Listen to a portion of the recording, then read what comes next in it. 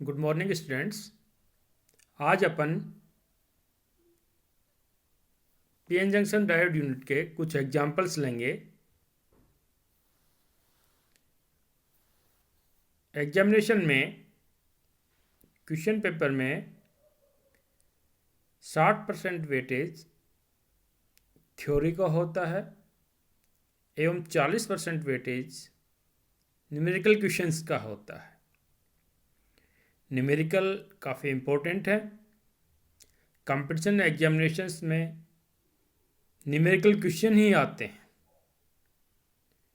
Numerical question subject का वह part है जो आपकी अंडरस्टैंडिंग स्किल्स को बढ़ाता है। जिन बच्चों के थ्योरेटिकल कंसेप्ट क्लियर हैं वही स्टूडेंट्स न्यूमेरिकल क्वेश्चन को कर पाते हैं। सामान्यतः आप लोग थ्योरी का तैयार कर लेते हो, न्यूमेरिकल क्वेश्चन नहीं निकालते हो। ठीक है, एग्जामिनेशन में आप पास होते हो, लेकिन आगे आपको प्रॉब्लम्स आती है। जब कंपटीशन एग्जामिनेशन आप दोगे तब आपको न्यूमेरिकल क्वेश्चन सोल्व करने ही होंगे। कुछ एक सिंपल एग्जाम्पल जो बुक्स में भी दिए हुए हैं उन्हीं की अपन चर्चा करेंगे।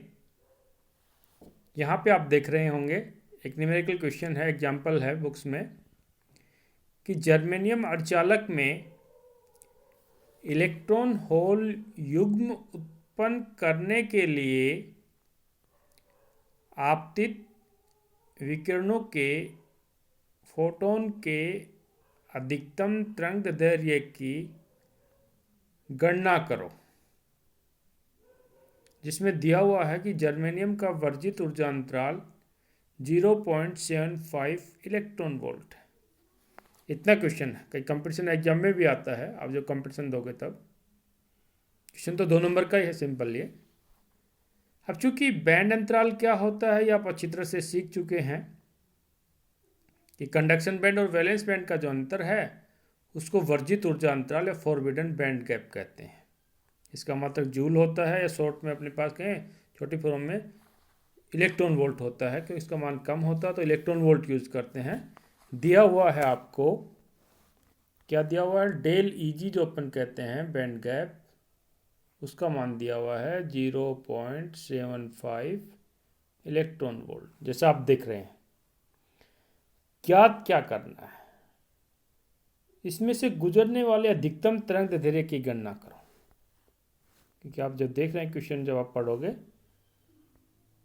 या अपन कहें इसमें इलेक्ट्रॉन होल युग्म उत्पन्न करने के लिए आपतित विकिरणों के लिए, विकिरण जो फोटोन जो अपने पास रहते हैं उसकी तरंगदैर्घ्य की गणना करनी है।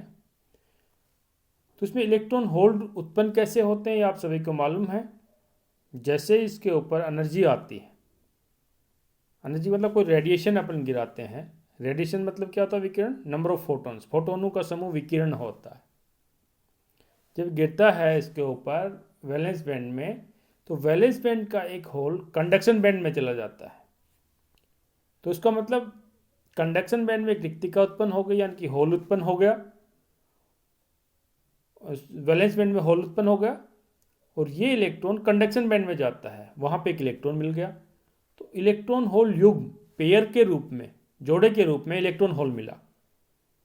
रेडिएशन का एक फोटोन जैसे इलेक्ट्रॉन को अपने पास मूव करता है कंडक्शन बैंड में, तो पेयर के रूप में इलेक्ट्रॉन होल मिलते हैं। इलेक्ट्रॉन डैश होल लिखा हुआ है, जैसा आप देख रहे हैं। अब ये जो विकिरण जो अपने पास आया है, उस विकिरण के अंदर जो फोटोन है उसकी मैक्सिमम तरंगदैर्घ्य पूछा। अब मैक्सिमम तरंगदैर्घ्य अपने पास कितनी है, यानी कि मिनिमम एनर्जी। अब आपको यह भी मालूम होना चाहिए कि लेमडा अपने पास जो है, जिसको वेवलेंथ अपन कहते हैं, lambda is equal to c upon nu, आवर्ती के रूप में। ये आप सभी को मालूम होगा कि तरंगदैर्घ्य आवर्ती के व्युत्क्रमानुपाती होती है। और E is equal to h nu, जो कि ऊर्जा होती है, एच न्यू, ये भी आप जानते हो। तो मिनिमम एनर्जी यानी कि अपने को एक इलेक्ट्रॉन होल उत्पन्न करने के लिए मिनिमम एनर्जी ई, जिसको मैं मिनिमम कहूँ, ई अगर यहाँ पे मिनिमम है तो वी भी क्या होगा, मिनिमम होगा।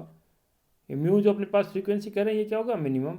और ये अगर मिनिमम है तो लेमडा अपने पास क्या होगा, मैक्सिमम, अधिकतम। इसलिए क्या, अधिकतम तरंग दैर्ध्य। या ये भी पूछ सकता था कि न्यूनतम फ्रीक्वेंसी की कितने की आवश्यकता होगी। तो आप क्वेश्चन अच्छी तरह से समझ गए होंगे, इसमें लॉजिक है, बहुत अच्छा समझना होगा आपको कि बैंड गैप जो एनर्जी अंतराल है अपन मान के चलते हैं, ये अपने पास बैंड गैप है जिसका मान दे रखा अपने को 0.7 इलेक्ट्रॉन वोल्ट। इनका अंतर यहाँ से यहाँ का अंतर। अब इलेक्ट्रॉन जो अपने पास रहते हैं यहाँ, इस इलेक्ट्रॉन को यहाँ पहुँचाना है, किसमें, कंडक्शन बैंड में। तो यहाँ रिक्तिका उत्पन्न हो गई और यहाँ पे एक इलेक्ट्रॉन आ गया। तो मिनिमम कितनी एनर्जी चाहिए या अधिकतम तरंग दैर्ध्य की कितने की आवश्यकता होगी। तो क्या करेंगे कि मिनिमम एनर्जी, जो एनर्जी है इस एनर्जी के बराबर अपने पास होनी चाहिए, E h is equal to h nu. तो म्यू मिनिमम अगर अपने पास ऐसे आ जाता है तो लेमडा मैक्सिमम अपन निकाल सकते हैं। लेमडा मैक्सिमम पूछा, आगे इसको देखते हैं कैसे जो सोल्व किया। इसमें लिखा हुआ जब आपतित फोटोनों की न्यूनतम ऊर्जा वर्जित ऊर्जा अंतराल के बराबर हो, न्यूनतम ऊर्जा मिनिमम एनर्जी की जो अपन बात कर रहे हैं, तो फोटोन की न्यूनतम ऊर्जा क्या होती है, इसके बराबर होनी चाहिए। बैंड गैप का जो मान है इसके बराबर होना चाहिए, जैसे अपन ने पहले समझा वही बात है। अब म्यू जो मिनिमम है, फ्रीक्वेंसी जो अपने पास है वो सी अपॉन लेमडा, ये मिनिमम है तो लेमडा जो फ्रीक्वेंसी है मैक्सिमम होगी। जो रिलेशनशिप होता है मैंने आपको बता दिया। अपने को लेमडा मैक्सिमम पूछा, डायरेक्ट ये भी नहीं पूछा, ये पूछा लेमडा मैक्सिमम। तो lambda maximum is equal to क्या हुआ, this formula, S C upon daily G. C यहाँ पे क्या है कि विकिरण मानते हैं, विकिरण की वेलोसिटी मानी जाती है कि प्रकाश की वेलोसिटी के समान होती है सी। और एच यहाँ पे क्या है, प्लांक कांस्टेंट। ये तो स्टैंडर्ड मान है, आप सभी को आते हैं, कई बार तो क्वेश्चन में दिए रहते हैं, लेकिन आपको याद होनी चाहिए, डायरेक्ट आप मान रख सकते हो। तो बस ये फॉर्मूला अपने को आ गया। तो लेमडा मैक्सिमम का मान निकालना बिल्कुल ईजी है। एच का मान जो अपने पास दिया प्लांक कांस्टेंट का आप जानते हो 6.6 मल्टीप्लाई 10⁻⁻34 जूल सेकेंड। सी प्रकाश का वेग है 3 × 10⁸। यह पे 8 है, जैसे आपको दिख नहीं होगा, ये अपने पास 8 मीटर प्रति सेकेंड है।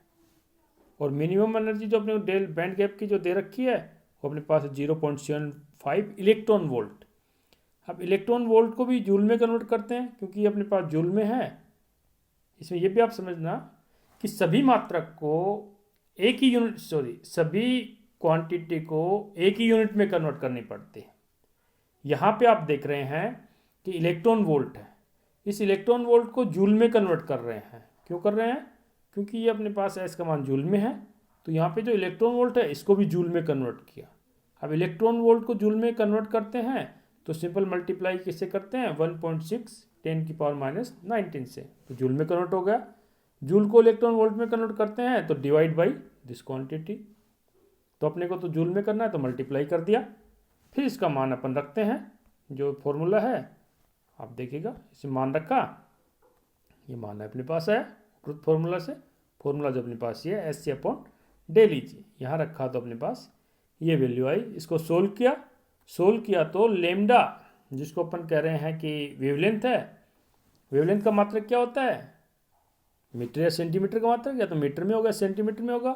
यहाँ पे एंगस्ट्रॉम में दिया हुआ है, तो ये एंगस्ट्रॉम का मतलब भी आपको मालूम होगा कि 10⁻⁻10 मीटर होता है इसका मान। तो एंगस्ट्रॉम में लिख दिया, इसका मान आया। डायरेक्ट अगर एच मिनिमम पूछता है तो अपन सोल्व कर सकते थे।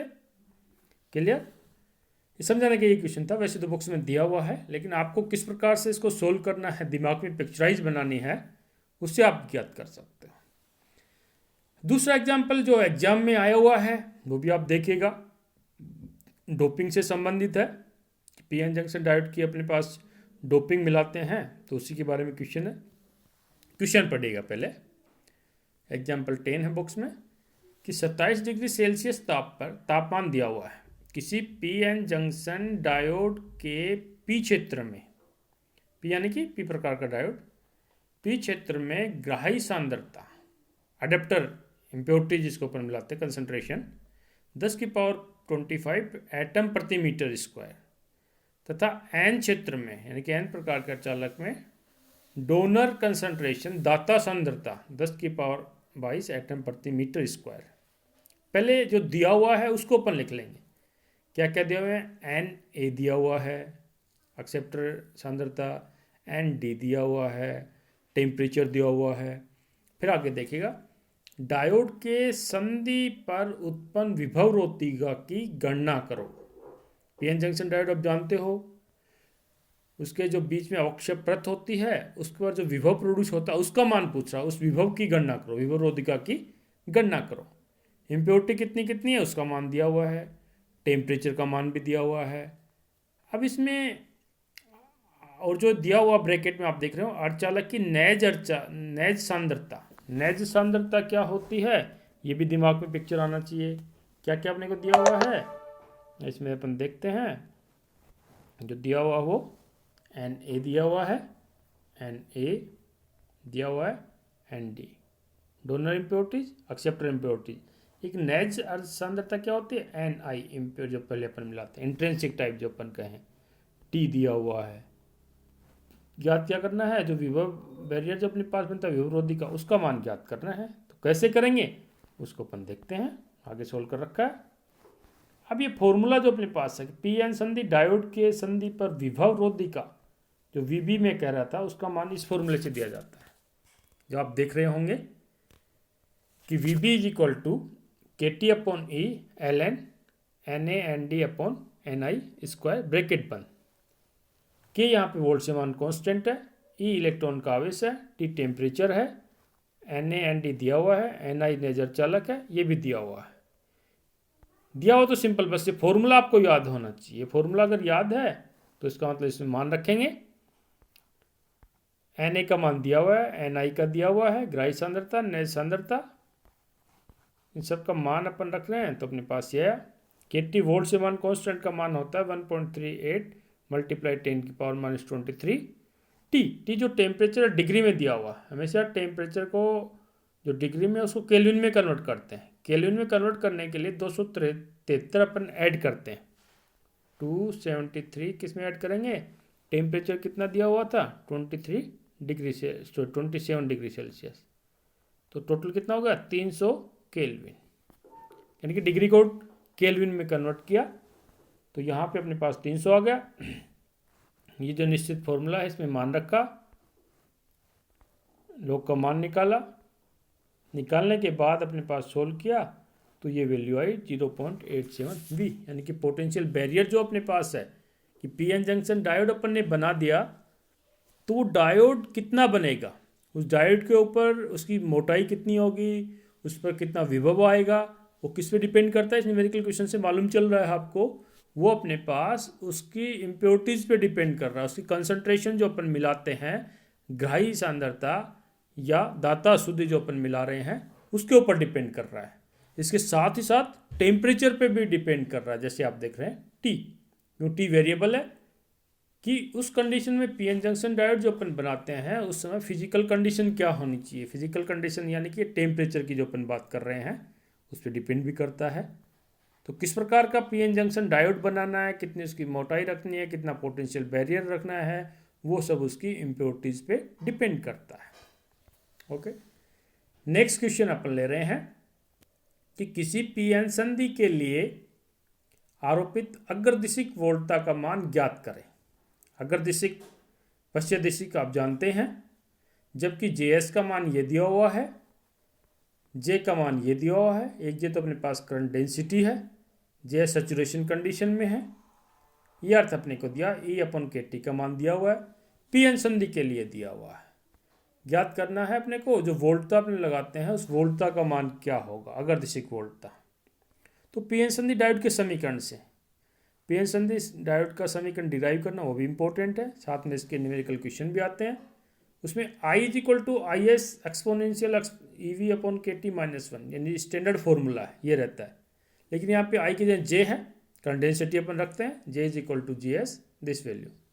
सिंपल है, तो J का मान जो दिया हुआ है उसको अपन रखते हैं, JS का मान दिया हुआ है, करंट प्रति मीटर स्क्वायर करंट डेंसिटी है, JS is equal to 30 micro ammeter प्रति सेमी स्क्वायर। तो माइक्रो का मतलब होता है 10⁻⁻6, जो आप देख रहे हैं ये माइक्रो, इसका मतलब 10⁻⁻6। करंट डेंसिटी यानी करंट जो घनत्व उसका मान क्या होता है? धारा अपॉन एरिया यानी कि करंट अपॉन एरिया, तो ए सेमी स्क्वायर या सेंटीमीटर स्क्वायर में आ रहा है, देख लेना आप। तो ईवी अपॉन के टी, इसका मान जो दिया हुआ है वो अपने पास 40 है, ए अपॉन के टी का अपॉन वी जो मान अपन रख रहे हैं। तो यहाँ से exponential EV upon K T minus 1 is equal to J upon J S, is equal to J upon J S. जो भी मान है उसका रखा, जे और जे एस का मान दिया हुआ है, अपन ने रखा, ये सोल्व किया, सिंपल सॉल्यूशन है।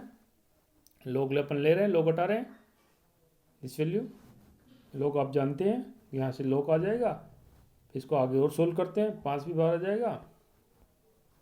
वी का मान जो निकाल रहे हैं के टी अपॉन ई से मल्टीप्लाई हो गया, लोग दिस वैल्यू के टी अपॉन ई का जो मान दिया हुआ है और लोग का अपने पास जो वैल्यू है उसको सोल्व करते हैं। अभी लोग को किस प्रकार से सोल्व करें, ये भी एक कॉम्प्लिकेटेड क्वेश्चन है। मैं तो बोल दिया कि लोग को सोल्व करो, लेकिन कैसे करेंगे। अब यहाँ भी एक क्वेश्चन डिराइव होता है, वैसे कहने में तो इजी है, लेकिन इसमें सभी को प्रॉब्लम आती है। के टी अपॉन ई का मान तो दिया हुआ है, डायरेक्ट अपन रख सकते हैं, ऊपर जो दिया हुआ है के टी अपॉन ई, क्वेश्चन में देखिएगा, ई अपॉन के टी या K T upon E 40 upon V जो वैल्यू दे रखी है। इसका मान जब अपन रख रहे हैं के टी अपॉन ई का, तो यहाँ पे जो अपने पास, क्योंकि वोल्ट की एनर्जी वी की वोल्ट की फॉर्म है, तो वोल्ट अपने पास उसका मात्रक का आया हुआ है। यहाँ पे अपन देखें कि इसको जो अपन सोल्व करेंगे, तो ये जो वैल्यू है मल्टीप्लाई अपन करें तो 5 log 10 multiply log 2 minus 3, log 2 का मान क्या होता है, 3 का मान क्या रहते हैं, और 5 में से घटाएं, इसको जो अपन log लेके चलेंगे तो ये वैल्यू अपने पास आएगी। या समटाइम्स आपको इसका मान दिया रहता है लास्ट में क्वेश्चन में, अच्छे जो क्वेश्चन बनाने वाले रहते हैं जहां log के मान की आपको आवश्यकता पड़ेगी, उसका मान दिया रहता है कि log 2 का मान कितना रहेगा, log 3 का मान कितना रहेगा। अब ये अपने पास इसका आधार ई है एक log 10 का, तो एक्सपोनेंशियल को 10 में जब अपन कन्वर्ट करते हैं log 10 में 2.30 से मल्टीप्लाई होता है, तो इसको मल्टीप्लाई किया, के टी अपॉन ई 1/40 तो इसका मान है, बाकी इसको जो कन्वर्ट किया log का मान रखा इससे आया, इसको सोल्व करेंगे तो v is equal to 0.28 volt आया। log में जरूर आप क्लियर होना कि डायरेक्ट अपन log लेते हैं कि आधार अपने पास 10 है या आधार अपने पास ई है, यहाँ पे आप ई देख रहे हैं। इस प्रकार से आधार ई रहता है तो मल्टीप्लाई अपने पास होता है 2.3026 से, बाकी इसका सिंपल log 10 की तरह से इसको हल करते हैं। वही है कि मल्टीप्लाई 10 की पावर 5 है, तो डायरेक्ट बाहर अपने पास आ गया 5 आएगा, 5 log 10 इसका मान 1, प्लस जो वैल्यू आती है log 2 माइनस log 3, log 2 का मान रखेंगे तो डिवाइडेड बाई 3 है, इसको सोल्व कर सकते हैं, आपको आता भी होगा बहुत से बच्चों को। लास्ट क्वेश्चन एक और लेते हैं, टाइम देखते हैं कितना हुआ, हाँ अभी थोड़ा टाइम है, लास्ट क्वेश्चन देख लेते हैं, इंटरेस्टिंग है। पीएन संधि डायोड के लिए उत्क्रमित संतृप्त धारा का मान, अब रिवर्स सैचुरेशन करंट का मान दिया, जो अग्रदिशिक बायस 0.v वोल्ट पर आरोपित होती है करने पर प्रवाहित धारा का मान ज्ञात किया। क्वेश्चन समझना इंपॉर्टेंट है कि ठीक है, उत्क्रमित संतृप्त धारा अपने को दे दिया, जिसको अपन कहें आई एस का मान अपने को दे दिया, वी का मान अपने को दिया, अब आई का मान पूछ रहा है, तो डायरेक्ट है जो फॉर्मूला पीएन जंक्शन डायोड का, उसमें अपन मान रखें आई एस का मान दिया हुआ है, इसको सोल्व करेंगे, सोल्व करने के बाद जो वैल्यू आती है उसको अपन लिख सकते हैं, जो मान अपने पास आ रहा है, और उसको सोल्व करें, इसका मान दिया रहेगा, तो एक्सपोनेंशियल 4 का मान डायरेक्ट जो दे रखा है वो आपको गिवन रहेगा। अगर गिवन नहीं है और यहाँ तक अगर क्वेश्चन आपको आता है, मान लीजिए आपको यहाँ तक सोल्व होता है, एक्सपोनेंशियल 4 का मान नहीं दे रखा, तो यहाँ तक आप छोड़ सकते हैं, जितना कोशिश करें आए उतना आगे लिखें। ये तो डायरेक्ट क्वेश्चन अपने पास है, ये एग्जाम में आया हुआ है। अब कई बार ये पूछ लेता है इस प्रकार के क्वेश्चन में कि स्थितिक प्रतिरोध, स्थितिक प्रतिरोध तथा गतिक प्रतिरोध का मान ज्ञात करो। इसी में गतिक प्रतिरोध का मान ज्ञात करो। अब ये स्टैटिक रेजिस्टेंस, स्टैटिक रेजिस्टेंस तथा डायनेमिक रेजिस्टेंस क्या होता है, ये भी इंपॉर्टेंट है। स्टैटिक मतलब एक निश्चित पॉइंट के ऊपर, जैसे ग्राफ अपन खींचते हैं पीएन जंक्शन डायोड पे, तो जो ग्राफ में एक तो अपन डायरेक्ट किसी पॉइंट के ऊपर निकालें, इसको मैं थोड़ा सा यहाँ से एक्सप्लेन करना चाहूँगा। ये मान लीजिए अपने पास ग्राफ है पीएन जंक्शन डायोड का। अब यहाँ एक निश्चित पॉइंट के ऊपर, इधर मैं कहूँ कि अपने पास आई है, वी ले लेते हैं, इधर अपने पास आई ले लो, कैसे भी आप कर लीजिएगा, वी अपॉन आई निकालना है। यहाँ पे एक निश्चित पॉइंट के ऊपर अपन कहें, इस पॉइंट के ऊपर वी अपॉन आई का मान एक निश्चित पॉइंट पे हुआ, तो उसको अपन कहें स्टैटिक प्रतिरोध। लेकिन दो पॉइंट अपन, एक पॉइंट ये ले लें, दूसरा ये ले लें, एक पहले वाला वे था, एक ये लिया, दूसरा ये लिया, तो यहाँ पे जो अंतर अपने पास आता है, मान लीजिएगा ये अपने पास है डेल ऑफ आई और ये अंतर अपने पास है डेल ऑफ वी, तो del V upon del I, ये अपने पास क्या हो गया, गतिक प्रतिरोध, dynamic resistance, variable resistance, variable तो नहीं कि डायनेमिक अपन कहेंगे, कितना मान अपने पास आता है। तो गतिक प्रतिरोध और स्टैटिक प्रतिरोध का मान जब ज्ञात करना चाहते हैं, तो वी तो अपने पास गिवन है, आई का मान निकाल लिया, आई निकाल लिया, वी गिवन है, तो वी अपॉन आई, ये तो अपने पास क्या होगा, स्टैटिक प्रतिरोध निकाल सकते हैं।